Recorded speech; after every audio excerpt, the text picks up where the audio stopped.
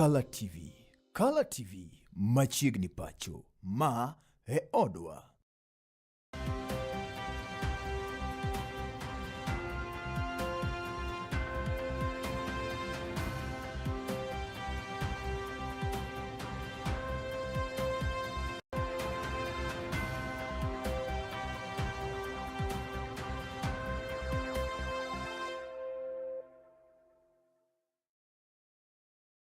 Iye na mar mondo mi amosi nyadi chele kendo ni misawa janeno mar Color TV kamora morama intie.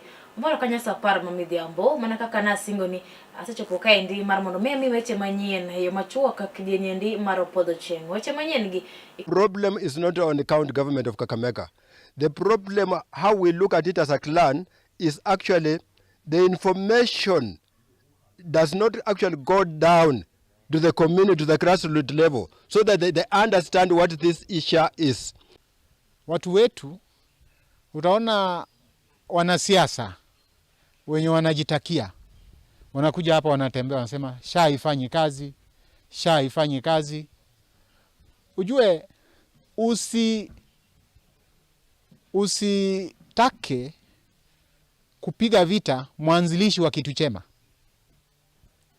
SHA, wenye wanasema hao, wanakatwa pesa ya SHA na wanatumia. Wana bima ya huduma, private, CIC, nini, zote, wanatumia.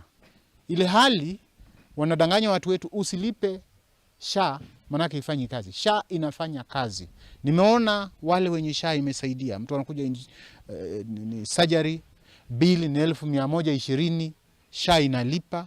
Kwa hivyo mimi naeleza watu wetu, waendelee kulipa bima ya SHA. Warejeste, manake katika hiyo SHA, ndecheno makamano geto kanyo kelelo were machiegni akachiel kod chuo ne gipuonje wi kaka ginyalo yudo tije pinje gi koma oko. Kinde sida chendo makamano rowere no jiw mar mondo mi ginene giriwore kod kuonde tiegruok mag tije lwedo mago TVET kaka yo achiel mar bedo kod lony mopogore opogore e tije mag lwedo mabende nyalo bedo negi olalo mar yudo tich e pinje gi koma oko ka gibiro gidhi e pinje go.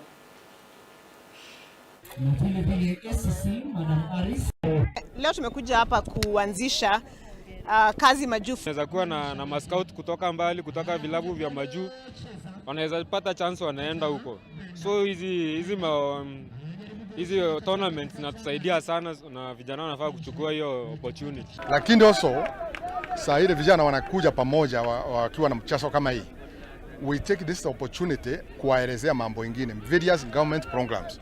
Kama leo mambo ya kazi majuu, mimi nimewaelezea mambo ya kupanda miti, tukimaliza hii mkutano, tunaenda kuwa na mkutano ya kuhakikisha uhalifu hautakuwa Busia. And we mean business because the residents have decided. Wameamua, na usitulete hapa vitu kusema ati ni vita. Kuna kuanga na joto. Na hii joto ni ya kawaida. Na hii joto ni ya kawaida. Mheshimiwa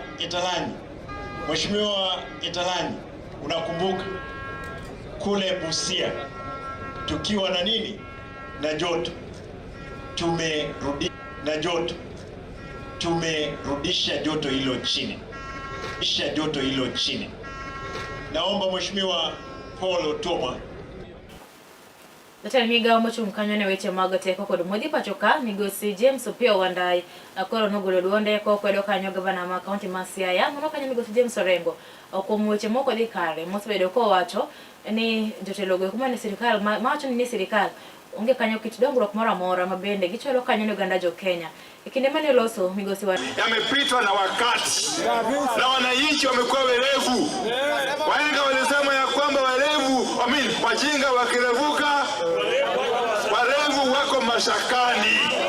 Ambieni huyo gavana wetu ya kwamba sisi wajinga sasa tumerevuka. Mimi point webo la biro donjo pachoka endi tibiro la krokode kaka dwarore kata kamano ne onyango ngana jo Kenya mondo mi bed kod kwe wira ni tuo mar Ebola poko momore pachoka endi Mikae Mudhoni ne loso kanye boma mwingi kinde mabende ne odhi keto wange kanye ko chendo ge koma gi thieth kaka chwalo e boma no mar mwingi kabende no yango kanyo ne jo Kenya ni piny owacho mathur kaendi kokalo kuom migawo mar thieth moko kuom jokedo ne ratiro mag oganda kinde mane giloso kanyo kod jofwambo chuo ma Kisumu moko kuom jokedo ne ratiro mag oganda kinde mane giloso kanyo kod jofwambo chuo ma Kisumu odiochieng' ma kawuono niendi oyango kanyo koni giselimo pise madongo dongo kama oting'o mano mar IPOA kaachiel kod mar ODPP mar neno tarik 8 dwe mar 8. Wawuoro nikech kata kano tarik 8 dwe mar 8. Wawuoro nikech kata kano bed mistaken identity mar jakuo.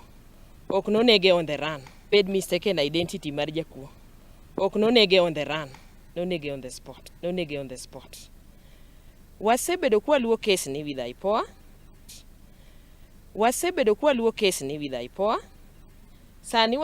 Sani wasebedo kwa biro ka ODPP Kisumu ka. Mabedo kwa biro ka ODPP Kisumu ka. Makoro tiendwa mang'eny. Wapenjore. Ang'o matimore? Kibiro ka file ni Nairobi. Kwa di Nairobi file oseduo Kisumu.